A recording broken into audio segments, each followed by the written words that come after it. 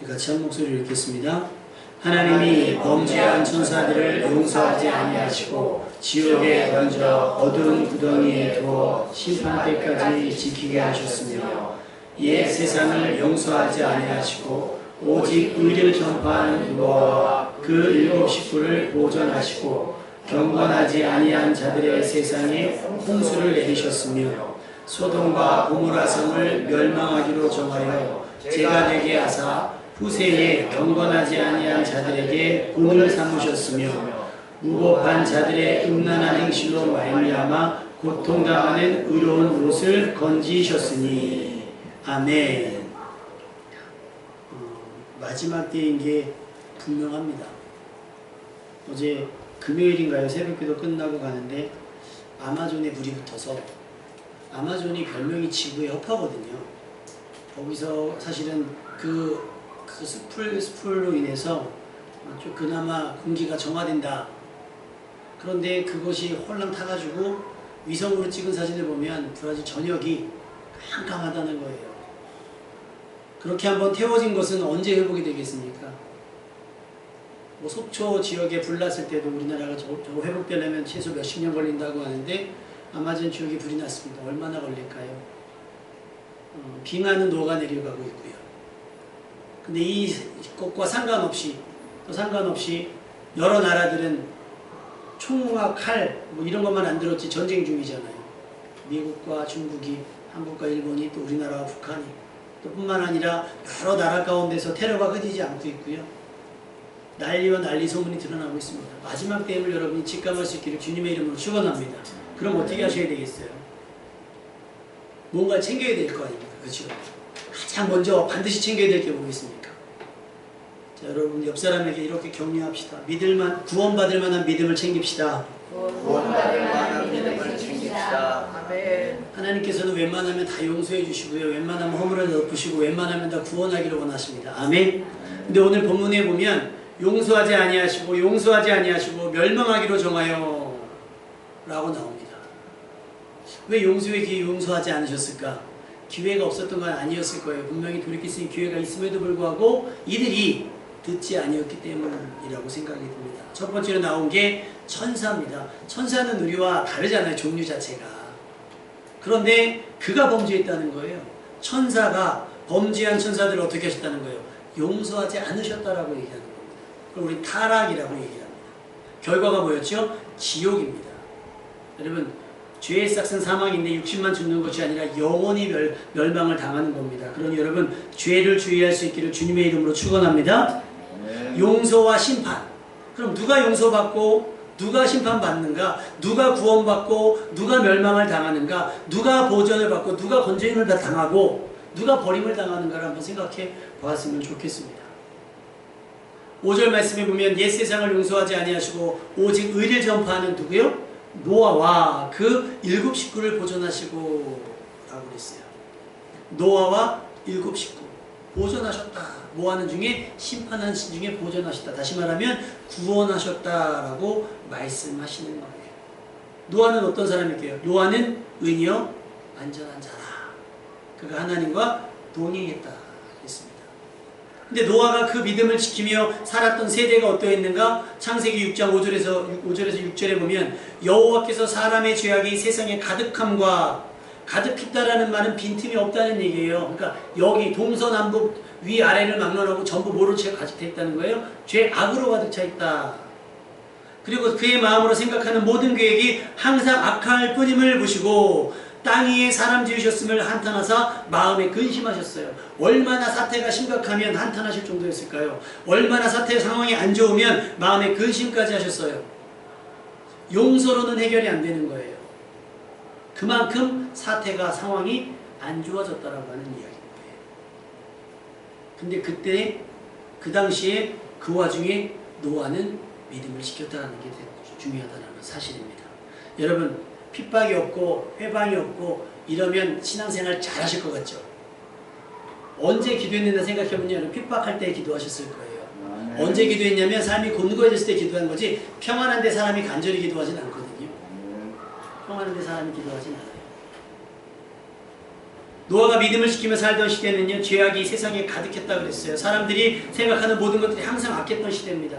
여러분, 둘이 하나는, 셋이 하나는, 아파트 한 동에 산다 그러면 그래도 한 집 정도는 그래도 선한 사람이 있어야 되는데 그게 없다는 거예요. 가득. 눈을 마주하기도 어려운 시대입니다. 지금 그렇지 않아요? 쳐다만 봐도 왜 쳐다봤냐고 때리고, 뭐만 하면 시비 걸고, 뭐만 하면 들이받고, 저기가 없어요. 1, 2, 3, 4가 없어요. 그냥 바로 시비예요. 단계가 있어야 되는데 그게 없더라고요. 사람들이 뭐에 차 있다는 거예요? 화에 차 있다는 거예요. 분노에 차 있다는 거예요. 자기의 이성으로는 이게 이제 컨트롤되지 않는 시대가 된 겁니다. 여러분, 사소한 시비에 휘말리지 않기를 주님의 이름으로 축원합니다. 또 여러분도 감정 컨트롤을 잘 하셔서 다른 누군가의 어떤 것들을 잘 견뎌내셔야지 욱하시면 안 됩니다. 욱하시면 안 돼요. 그런 분위기라고 하면 믿음을 감추고 잠잠히 살았어야 되는 것 아니겠는가 생각을 해봐요. 그런 정도라면. 그런데 노아는 누가 뭐라고 해도 하나님의 말씀을 따라 묵묵히 방주를 준비했습니다.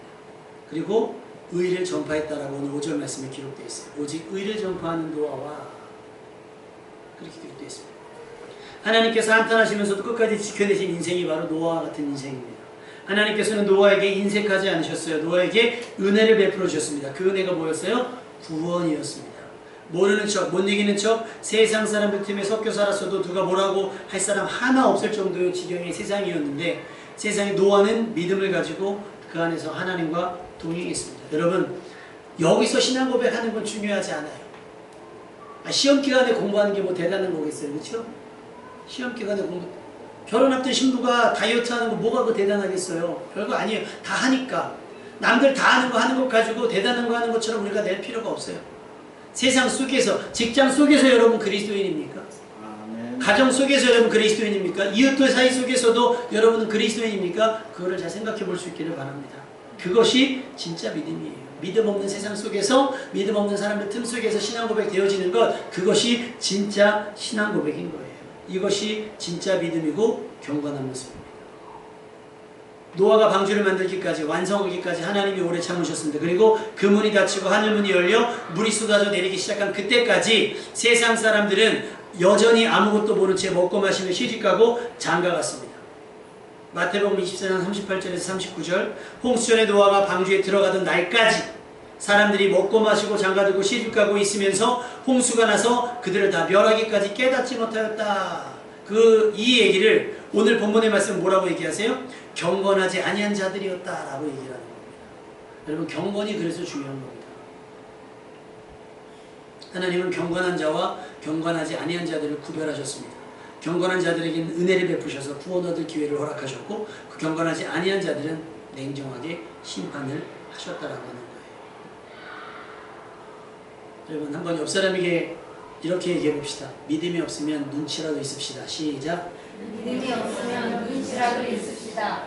왜 이렇게 막 분위기 파악 못하고 저기 한 사람들한테 뭐라고 얘기하죠? 으이그 눈치도 없어 라고 얘기를 합니다.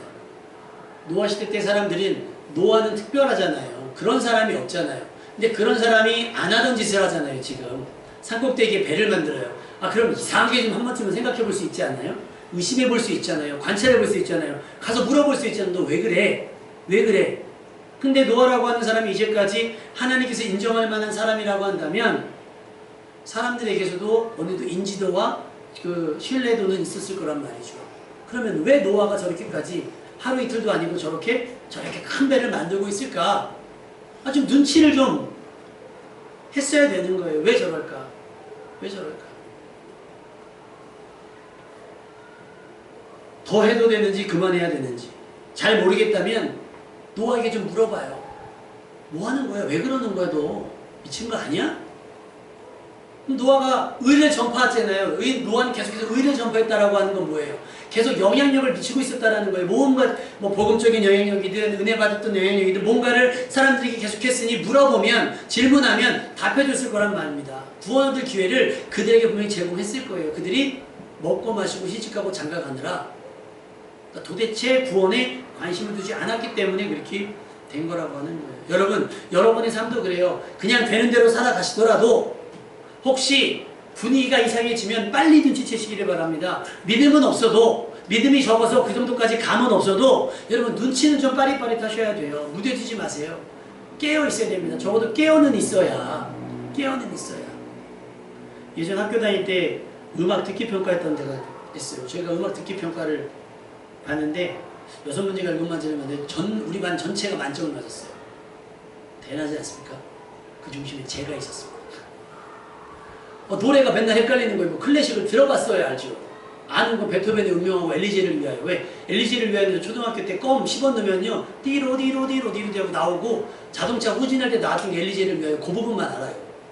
전주하거나 후지하고 모르고 딱 그 부분만 알고요. 베토벤의 운명도 빠바바밤 이것만 알아요. 근데 무슨 비발디의 4개 중 여름 뭐 이런 거. 근데 지금처럼 뭐 인터넷이 막 있던 시대가 아니라 그거 테이프나 레코드를 구해서 들어가야 되거든요. 근데 그 6, 7곡을 어떻게 구합니까? 제가 몇 명이랑 딱 저기를 해가지고 너는 4개 중 여름, 너는 운명, 너는 엘리제를 위하여, 너는 그래서 네가 아는 노래가 나오면 어떻게든 사인을 보내. 그럼 나는 볼펜을 떨어뜨릴게. 나는 헛기침을 할게. 나는 몸을 비틀게. 근데 이 정보가 세가지고요.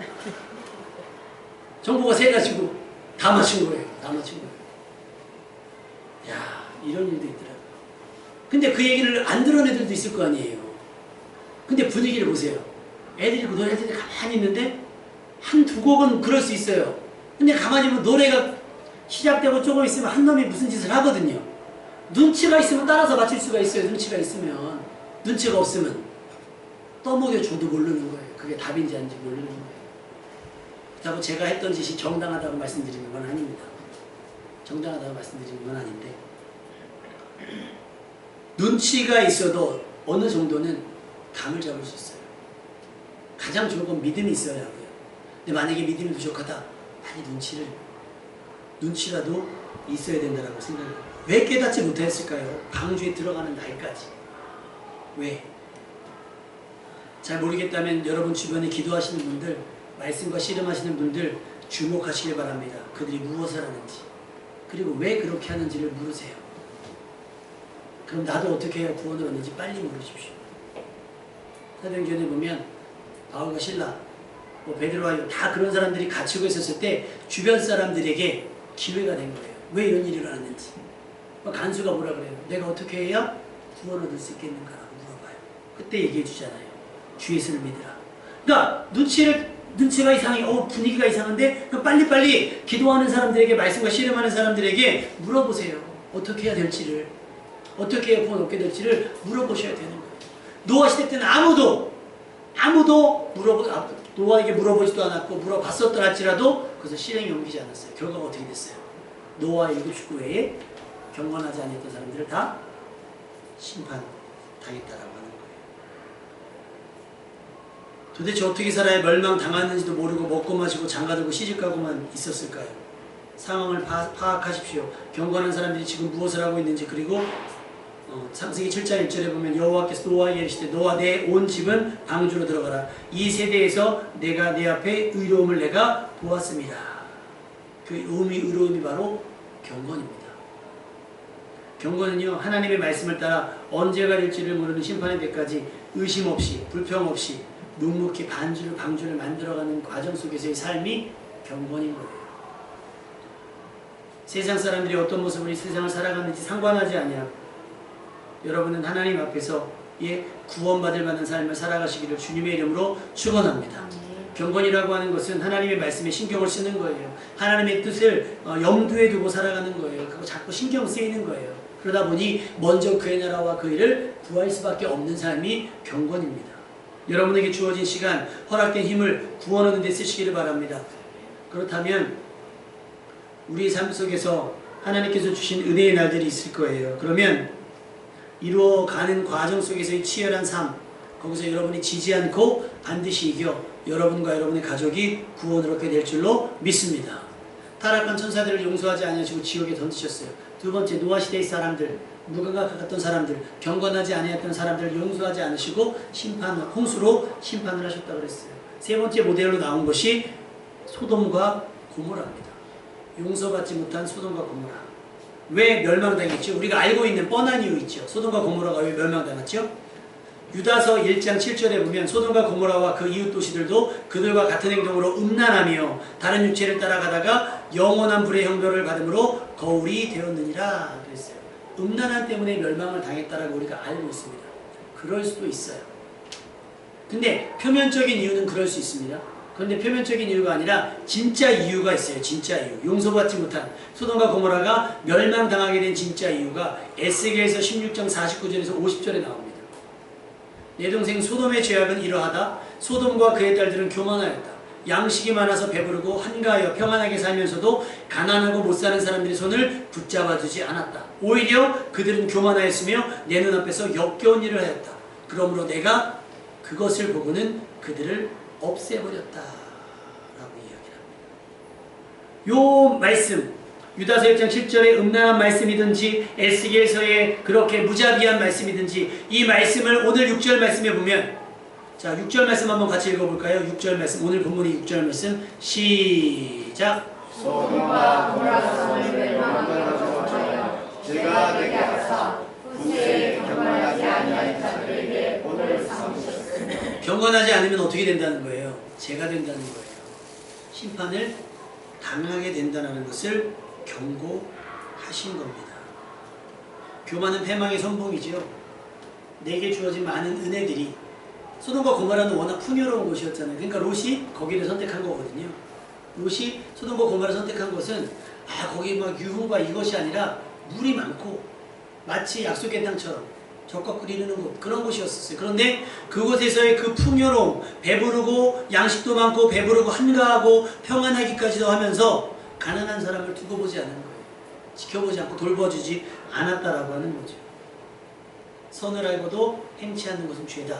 누가복음 16장 말씀에 나오는 예화가 있습니다. 부자의 이야기예요. 이 부자는요 꽤 괜찮게 살았습니다. 그냥 괜찮게 사는 게 아니라 어마무시하게 괜찮은 거예요. 그가 입는 옷은 자색 옷이고 고운 배옷입니다. 명품입니다. 명품. 그리고 얼마나 여유가 많으면 얼마나 풍요로우면 날마다 호화롭게 살아갑니다. 날마다 호화롭게 살아가요. 여러분 인생에 한두 번 호화로워지는 거 괜찮습니다. 근데 어떻게 돈이 얼마나 많으면 날마다 호화롭겠어요? 날마다. 집이 마치 5성급인 것처럼 그런 집에서 살고 옷도 명품에다가 마치 무슨 맨날 해외여행 다니는 사람처럼 그렇게 막 살 수는 없잖아요 솔직히. 그런데 이 부자는 그럴 만큼의 부자라는 거예요. 그렇게 살아도 될 만한 부자였다라는 거예요. 그런데 문제는 그 집 앞에 나사로라고 하는 거지가 있어요.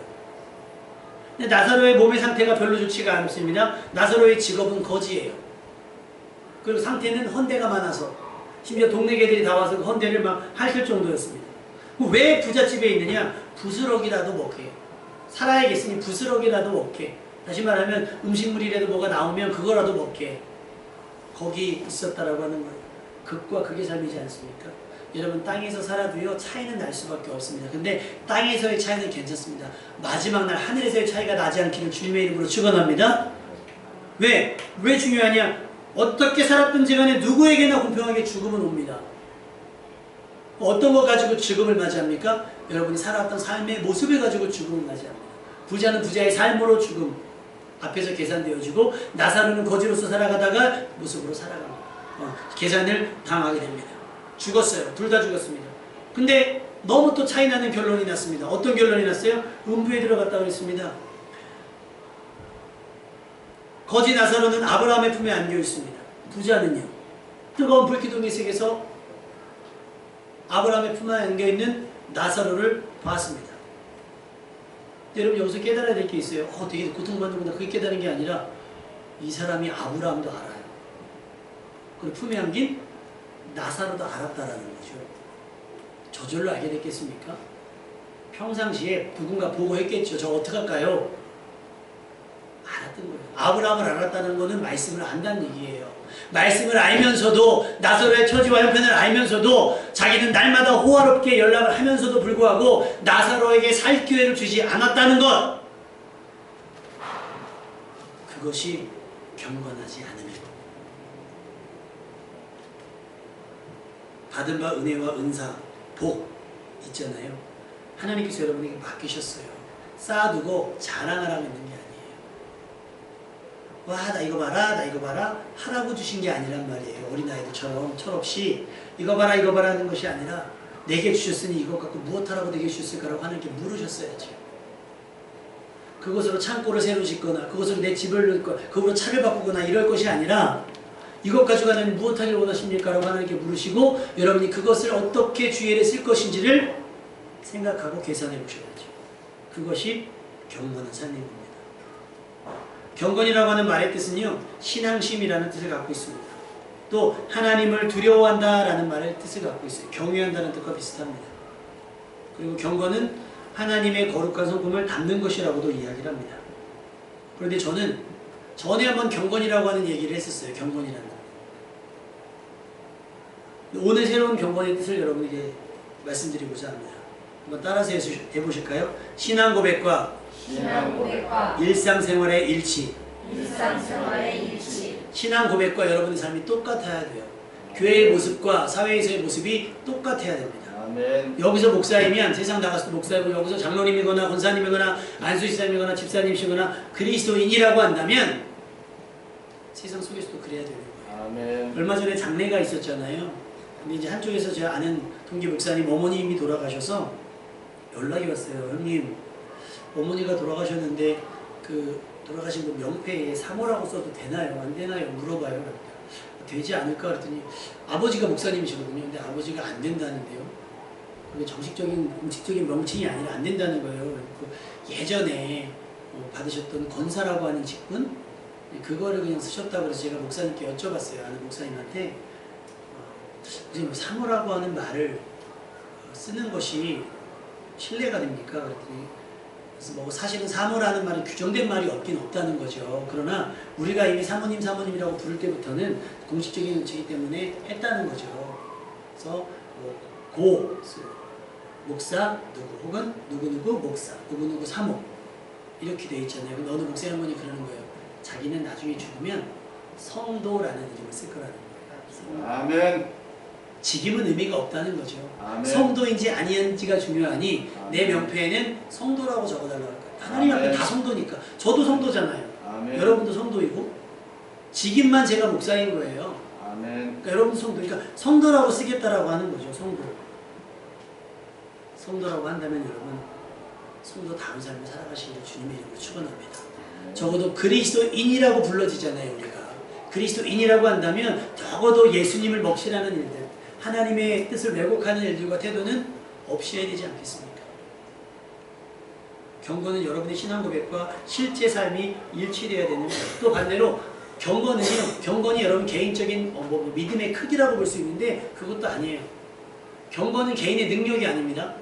경건은 베드로가 막 사람을 고치고 귀신을 쫓아내고 막 이랬던 이스라엘 사람들이 막 놀라며 마치 뭐 신인 것처럼 이렇게 할 때에 베드로가 이야기를 해요. 이것이 우리 개인의 권능과 경건으로 이 사람을 걷게 한 것처럼 왜 우리를 주목하느냐 그래요. 이건 경건과 상관없는 겁니다.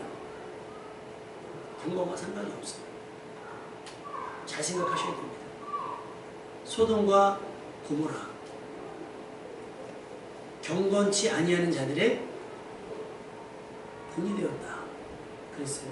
경건치 아니한 자들에게 본을 삼으셨다. 뭐하면 경건하지 아니하면 멸망을 당했다. 이건 뭐예요? 겉과 속이 아까 우리 권사님 기도했지만 겉과 속이 달랐다라는 거예요. 눈에 보이는 것과 보이지 않는 것의 차이가 있었다라고 하는 거죠.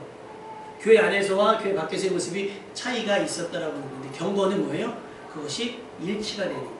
전혀 다르지 않아요. 어디다 내어놔도 성도로서 어디로 내어놔도 그리스도인으로서의 삶을 살아내는 것이 경건이라고 하는 거예요. 성경을 많이 하는 것이 경건이 아니고 기도를 많이 하는 것이 경건이 아니고 기도한 만큼 살아가는 것, 기도한 대로 살아가는 것, 성경을 아는 하나님을 아는 지식만큼 살아가는 것 그것이 경건이라고 하는 사실이에요.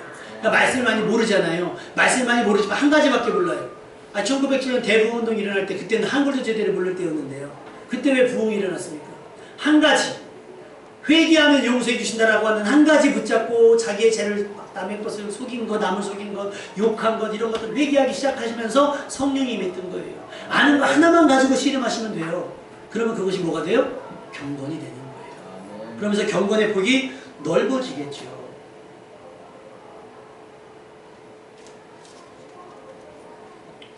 하나님께서 소돔과 고모라에게 이렇게 당부하셨어요. 소돔의 가는들아 고모라의 백성아 하나님의 법에 귀를 기울일지어다. 이사야서 1장 10절 11절 말씀입니다. 여호와께서 말씀하시되 너희의 무수한 재물이 내게 무엇이 유익하냐? 네가 많이 가졌다고 자랑하지만 그것이 나하고 무슨 상관이 있느냐? 나를 위해 쓰지도 않는 걸, 내가 기뻐하는 일에 네가 헌신하지 않는 걸 네가 가졌다고 해서. 그래서 아까 우리 찬송했죠. 이것이 나의 간증이요 이것이 나의 찬송일세. 내가 무슨 어떤 집에 어느 동네에 사는지, 내가 1년에 얼마를 버는지, 내 연봉이 얼마인지는 간증이 되면 안 돼요, 여러분. 그래서 여러분은 그거 갖고 뭐 하는데요? 경건은 그게 아니에요. 간증도 그게 되면 안 돼요. 간증은 솔직히 말하면 여러분이 하는 것이 아니라 여러분 때문에 뭔가 도움받은 사람들이 간증을 하시게 돼야 되는 거라는 거죠. 아멘.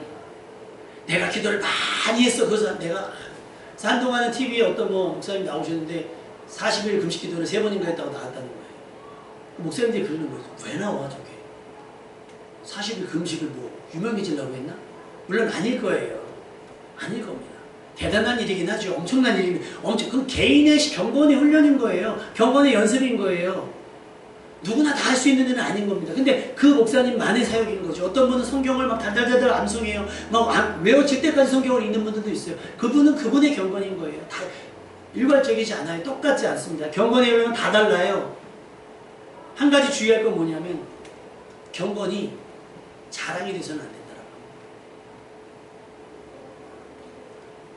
간증이라고 하면 흔히 예수 믿어 잘된 사람들의 이야기잖아요. 그래서 사업이 망하고 병들었는데 예수님 믿어서 극적으로 회복된 이야기에 우리는 열광을 합니다.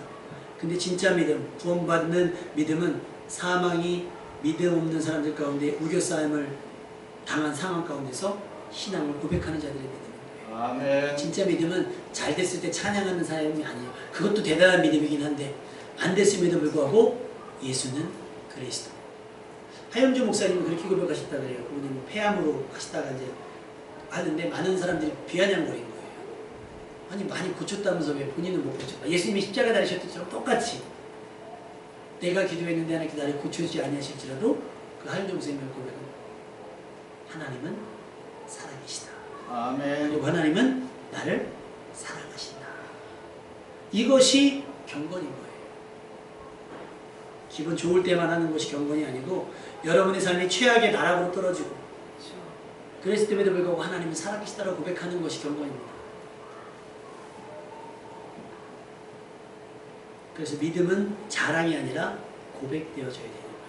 나한테 왜 그러시는 거예요? 여러분이 친절을 베풀었어요. 나한테 왜 그러시는 거예요? 하나님께서 저를 사랑하셨기 때문입니다. 아멘. 얼마나 멋있습니까? 이런 게 신앙고백인 거죠. 이런 게 신앙고백인 거예요. 내게 주어진 은혜와 복을 쌓아두고 어쩔 줄 몰라 해서는 안 돼요. 양식이 많아서 배부르고 한가하여 평안하자. 왜 한가하게 둡니까? 그 시간을. 때로는 쉬어야겠죠. 그러나 아무것도 하지 않아서 한가하면 안 되는 거예요. 왜 양식이 많아서 배불러요? 나눠주면 되죠. 가난하고 못 사는 사람들의 손을 붙잡아 줄 수 있어야 되는 거예요. 그것이 경건이에요. 야고보서 1장 27절. 누구든지 스스로 경건하다 생각하며 자기 혀를 재갈 물리지 아니하고 자기 마음을 속이면 이 사람의 경건은 헛것이다. 하나님 아버지 앞에서 정결하고 더러움이 없는 경건은 곧 고아와 과부를 그 환난 중에 돌아보고 또 자기를 지켜 세속에 물들지 아니하는 그것이니라. 할렐루야. 경건입니다. 필요한 것은. 왜? 경건치 아니했던 노아 시대의 사람들이 멸망을 당했고 경건하지 못했던 소돔과 고모라가 멸망을 당했습니다. 경건치 아니하다라고 하는 것은 우리도 멸망당할 가능성이 있다라고 하는 거예요. 그러니 여러분 경건하셔야 됩니다.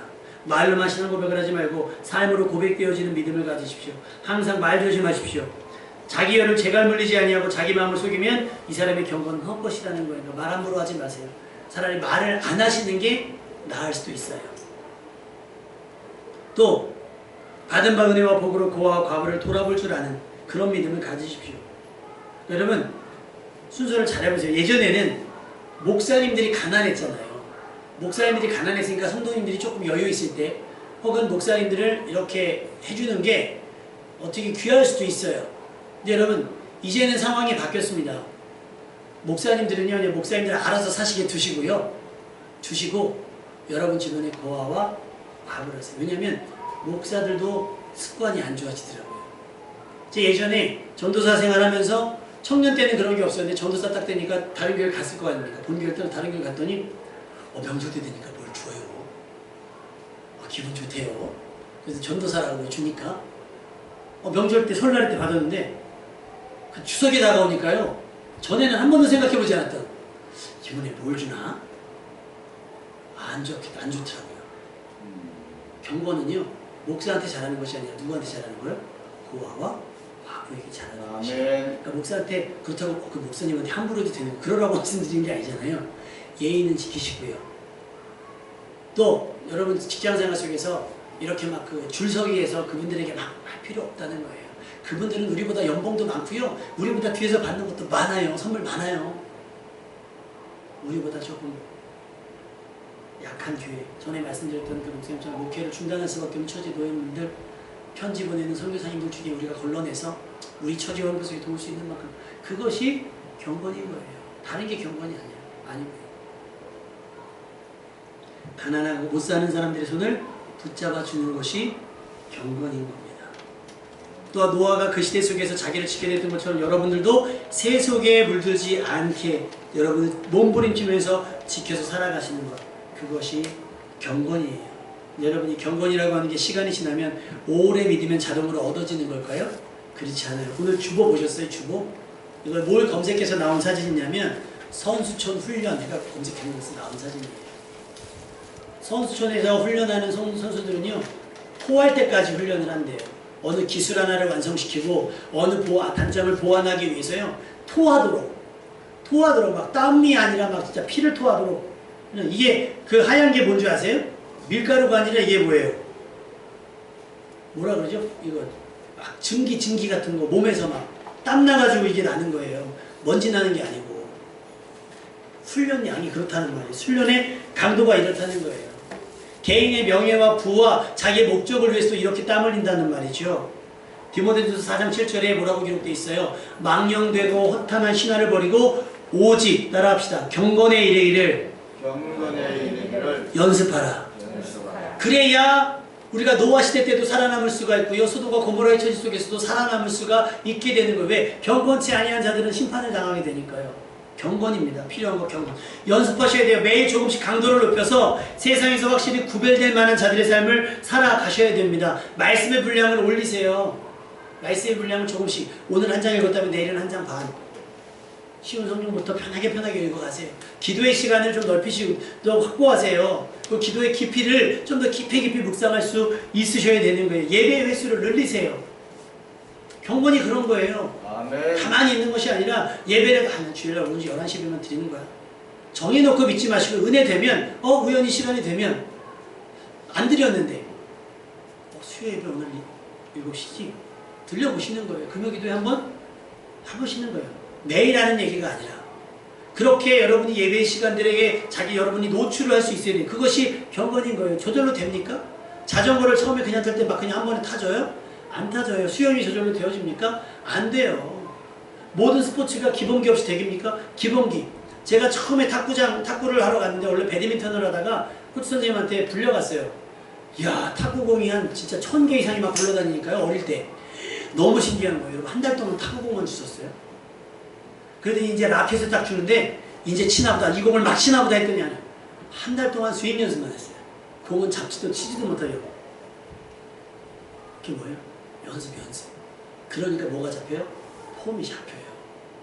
근데 신앙은 가만히 목사가 떠주는 방금 말씀만 들으면 저절로 신앙의 폼이 잡힐 줄 아는데 그렇지 않아요. 그렇지 않습니다.